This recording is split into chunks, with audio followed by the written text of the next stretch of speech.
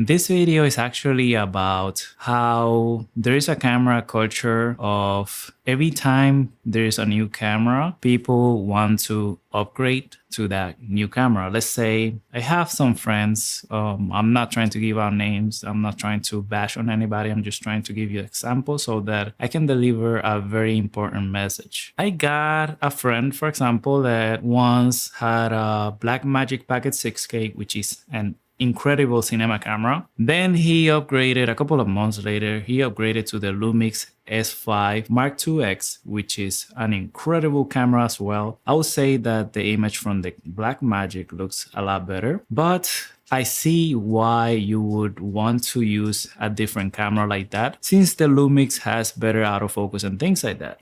Then, I don't know, 5 months later, he upgraded to the FX3. And I'm like, wait a minute, that doesn't really make any sense to me. Was it for the 120 frames per second? I asked him, and he's like, no, it's just trying to get the film look. I'm like, all those cameras will give you the film look, you know what I mean? The 120 frames per second was made popular by creators like Peter McKinnon and Mari Hapoya and others, right? Back in the times that we thought that cinematic meant slow motion and the crop bars on the top and bottom of the videos. Now we all have a better understanding of what cinematic actually is. But still, I see that a lot of people still think that taking a shortcut of upgrading to a new camera is going to give you what you need, or that is going to fix the main problem, which is that maybe, just maybe, you haven't yet developed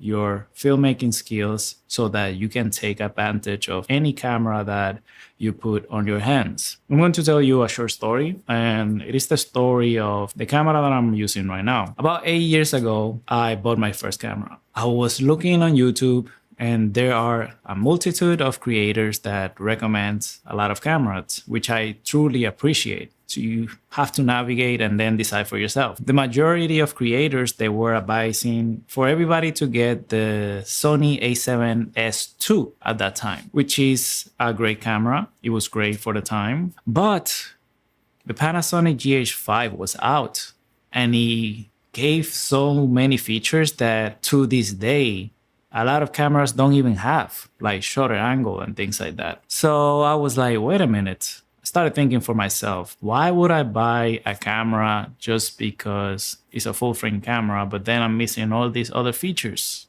And I'm like, nah, that doesn't make any sense. So I bought the GH5, and then quickly I learned that the autofocus was not reliable. It was pretty bad. And that's one thing that creators try to point out when you're trying to buy one camera over the other. That being said, I chose the GH5, and it gave me the image that I was looking for, but not right away, because I had to learn every aspect of filmmaker, from how to properly expose a camera to then how to properly color grade the footage. But even before that happens, any of that happens, I had to learn how to light my scenes, just like I show you a little bit at the beginning of this video, little details that make your image look a lot more cinematic. That happens before the camera, before you even turn it on, before you grade anything and things like that. The composition and all that happens before you set anything up. This little camera here taught me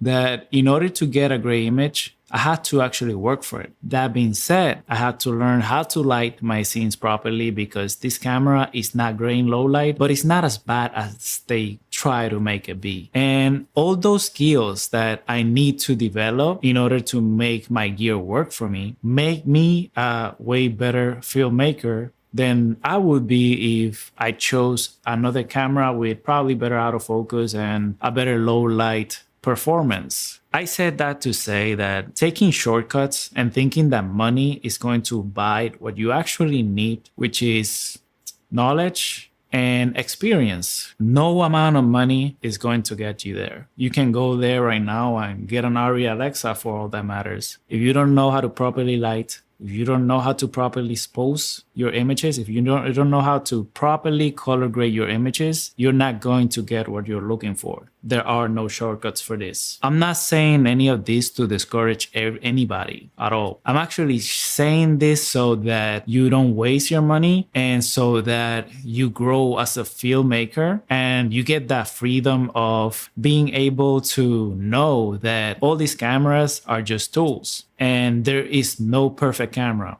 No matter that this guy from Camera Conspiracies is still looking for a perfect camera. That channel is hilarious, by the way. I really hope that you found this helpful and that you go out there and just create. Thank you so much.